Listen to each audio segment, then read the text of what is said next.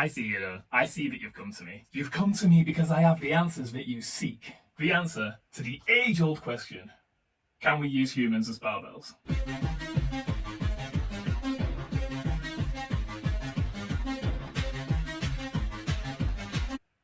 Yeah.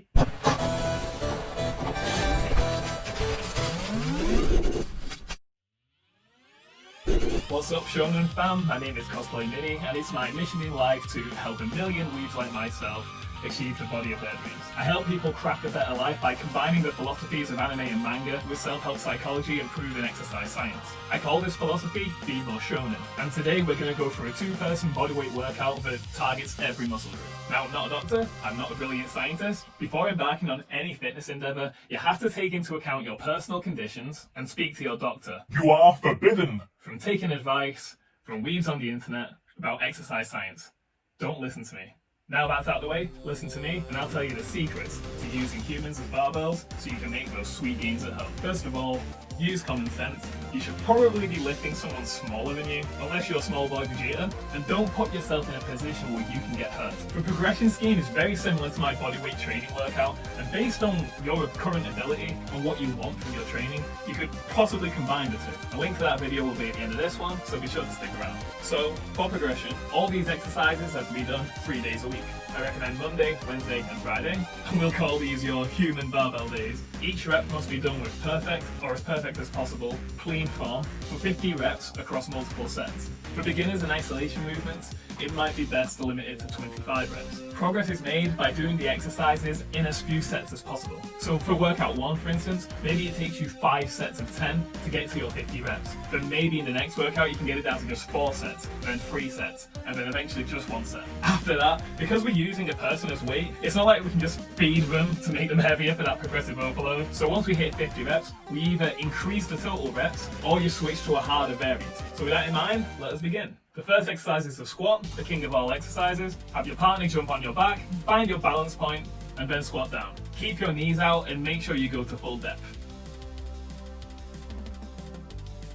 Next up is the human deadlift. It's practically the antagonist to the squat, and it works your entire posterior chain. Have your training partner grip one hand with both palms and hook their legs around the other hand. With a slight bend in your knee and your back straight, pull yourself up and down whilst ensuring your partner is safe. Now for the push-up. One of the greatest chest exercises in the world, and with someone on your back, it's made even more challenging. Me and gnomes do this one all the time at public events. Simply get into the push-up position and have your partner sit on your upper back. It might require some tweaking to ensure you're comfortable, and make sure you tuck your elbows and go through a full range of motion. Our primary upper and mid-back developer in this program is the inverted row. You'll need somebody strong enough to hold your weight to perform this one. But even outside the scope of this program, this is a pretty decent skill to have in your bodyweight repertoire. You see, with bodyweight only programs, they are notorious for not having an avenue for upper back work without equipment. You usually need a chin-up bar or a rack row or something to that effect. With this, all you need is a partner who's strong enough to support your weight.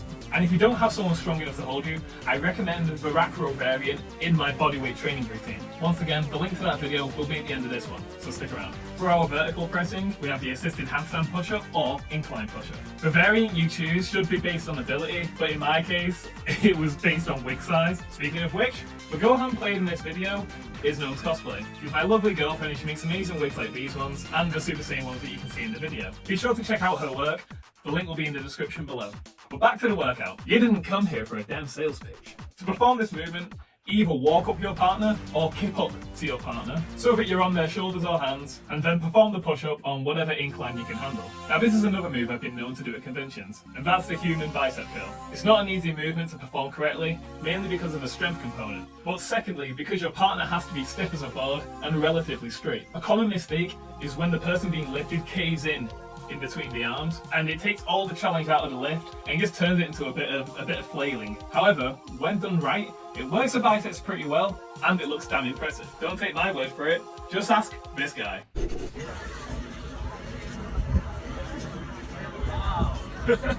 Now our final leg movement, these are called donkey calf raises. For obvious reasons. To perform them, you simply have your partner jump onto your back whilst you use something to take your weight. Press your calves up for a full range of motion, and if you want to make it harder, because calves can take a lot of abuse, try it with one leg instead, as shown here.